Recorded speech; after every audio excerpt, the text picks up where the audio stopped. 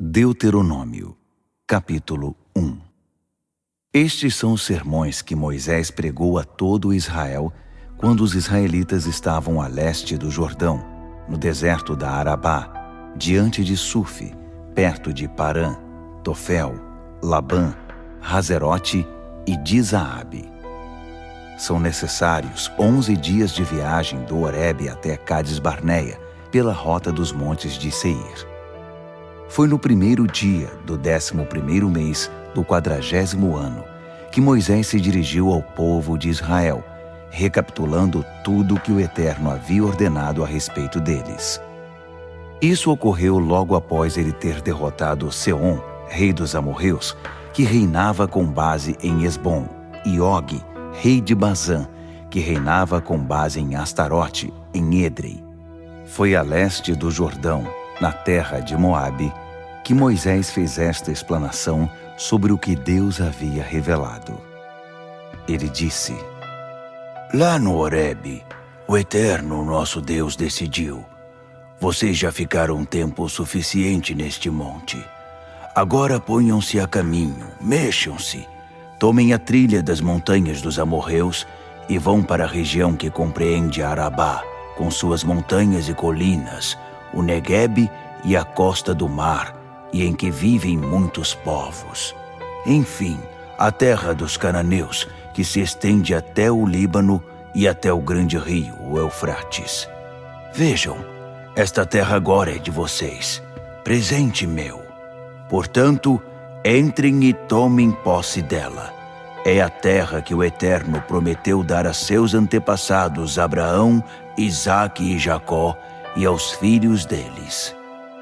Na ocasião, deixei bem claro a vocês: não tenho condições de guiá-los sozinho, porque o Eterno, o Deus de vocês, os transformou num povo muito numeroso. Olhem à volta, vocês parecem as estrelas do céu.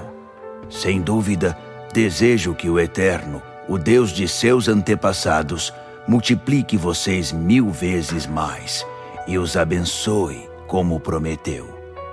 Mas como vou poder resolver sozinho os problemas de vocês? Como vou julgar todas as questões?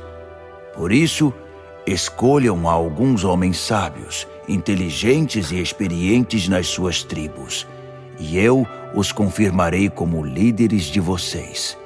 Vocês responderam: ótimo, é uma boa solução. Assim, pus a ideia em prática e escolhi os melhores homens das suas tribos, homens sábios e experientes, e dei autoridade a eles, nomeando-os líderes de 1000, de 100, de 50 e de 10. Com isso, foi resolvida a demanda de liderança em cada uma das tribos. Ao mesmo tempo, dei estas ordens a seus juízes: ouçam atentamente as queixas e acusações entre seus irmãos israelitas. Julguem de forma justa entre cada pessoa e seu compatriota ou mesmo o estrangeiro. Não favoreçam ninguém. Tratem de forma igual tanto os cidadãos mais influentes quanto os membros mais pobres da comunidade. Ouçam a todos com igual atenção. Não se impressionem com nomes famosos, porque vocês estão lidando com o tribunal de Deus. As causas mais difíceis vocês poderão trazer a mim, ficarão sob minha responsabilidade. Na mesma ocasião, dei ordens a respeito de tudo que vocês iriam enfrentar. Então, partimos do Horebe na direção da região montanhosa dos amorreus. Atravessamos aquele deserto imenso e assustador que vocês viram, tudo sob a direção do Eterno, o nosso Deus. E por fim, chegamos a Cádiz Barneia. Ali fiz este pronunciamento: vocês acabaram de chegar à região montanhosa dos amorreus, que o Eterno, o nosso Deus, nos deu como herança. Entendam isto: a terra que está diante de vocês é um presente do Eterno. Mexam-se e tomem posse dela agora. Ela foi prometida a vocês pelo Eterno, o Deus de seus pais. Não tenham medo nem fiquem desanimados. Mas então vocês vieram me sugerir: vamos enviar alguns homens à nossa frente em missão de reconhecimento da terra, para que nos façam um relatório, para sabermos a melhor maneira de tomá-la e o tipo de cidades que vamos encontrar. Na hora me pareceu uma ótima ideia e escolhi 12 homens, um de cada tribo. Eles partiram, subindo a região montanhosa. Depois desceram e exploraram o vale de Escol. Trouxeram uma amostra dos frutos da terra e comentaram: a terra que o Eterno, o nosso Deus, está nos dando é muito boa. Mas então, vocês não quiseram ir. Vocês se rebelaram contra o Eterno, contra a palavra clara do seu Deus, e começaram a se queixar em suas tendas: Deus nos odeia. Ele nos arrastou desde o Egito até aqui para sermos mortos pelos amorreus. É nossa sentença de morte. Não há como seguir em frente. Estamos num beco sem saída. Nossos irmãos já nos desanimaram, pois nos informaram que o povo da terra é mais alto e mais forte que nós, e que as cidades deles são gigantescas, com defesas maciças. Até os gigantes de Anak vivem ali. Eu bem que tentei acalmá-los. Não fiquem apavorados por causa daquele povo. Nosso Deus está indo à frente. Ele lutará por vocês. Vocês viram com os próprios olhos o que ele fez no Egito. Viram também o que ele fez no deserto. Nosso Deus carregou vocês como um pai carrega o filho, e fez isso por todo o caminho até chegarem aqui. Mas agora que estão aqui, vocês não querem confiar no Eterno, o seu Deus. O mesmo Eterno que sempre vai adiante de vocês, com uma coluna de fogo à noite e uma nuvem de dia, escolhendo os melhores lugares para acampar e mostrando o caminho mais seguro.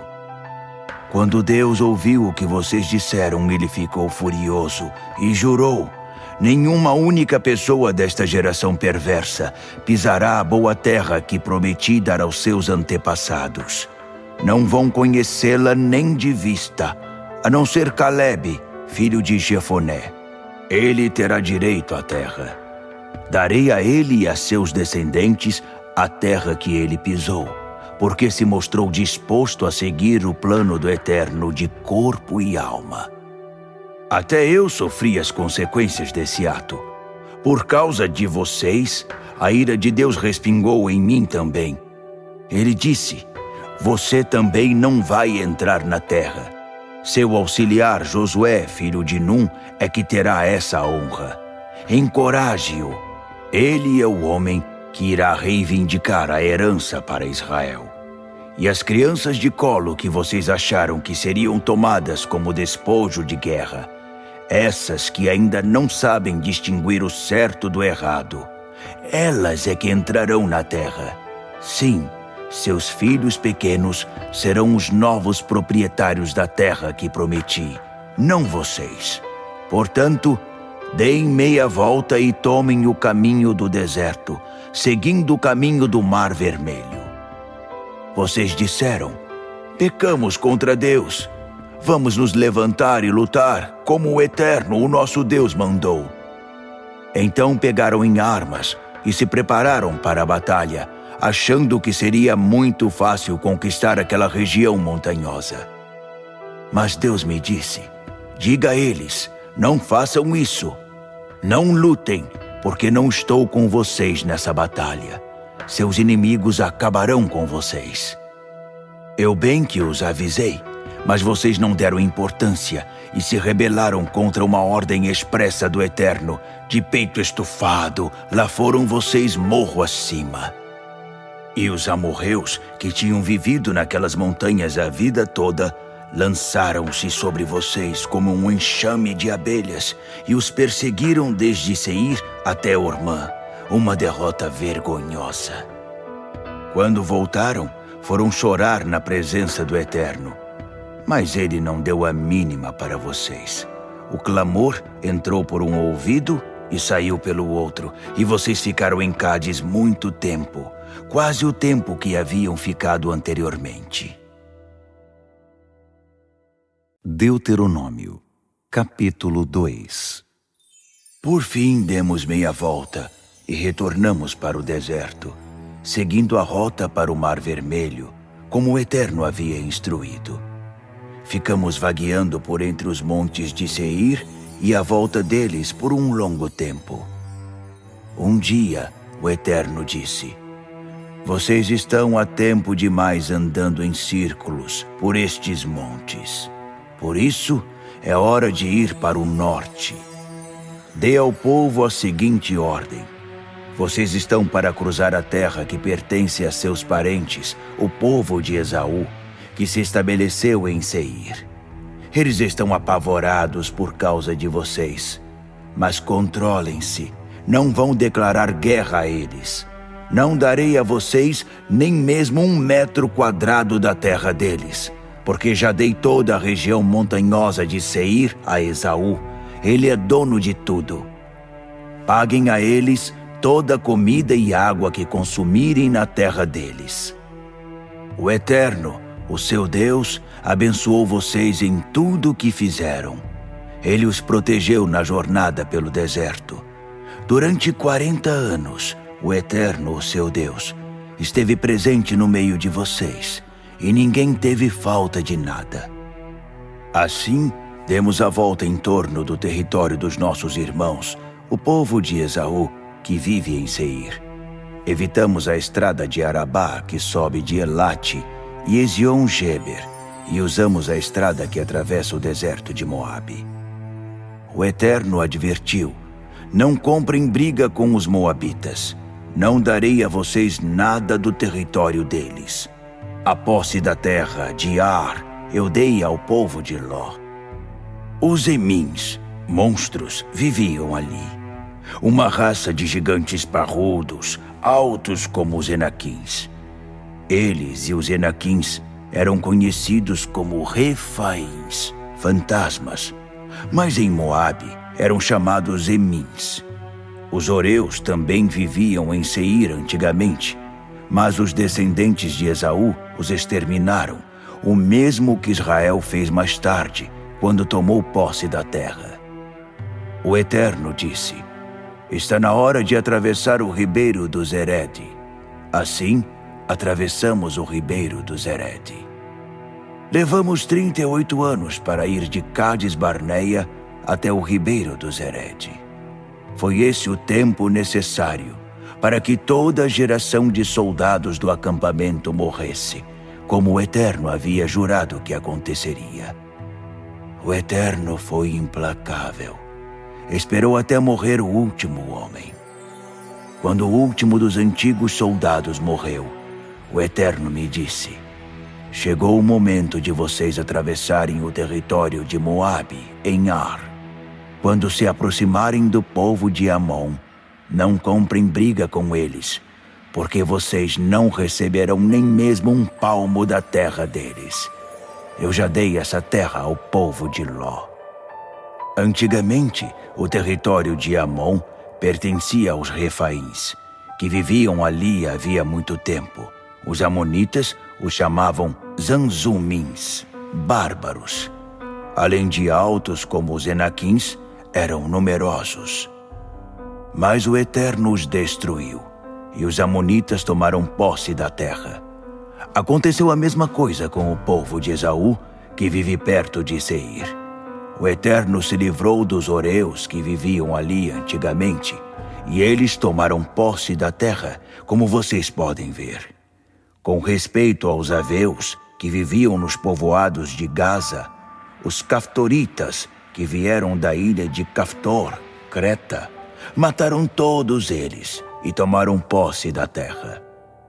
Agora pé na estrada, mexam-se, atravessem o ribeiro do Arnon, e lá adiante encontrarão Seom, rei de Esbom e sua terra, pois estou dando a terra dele para vocês.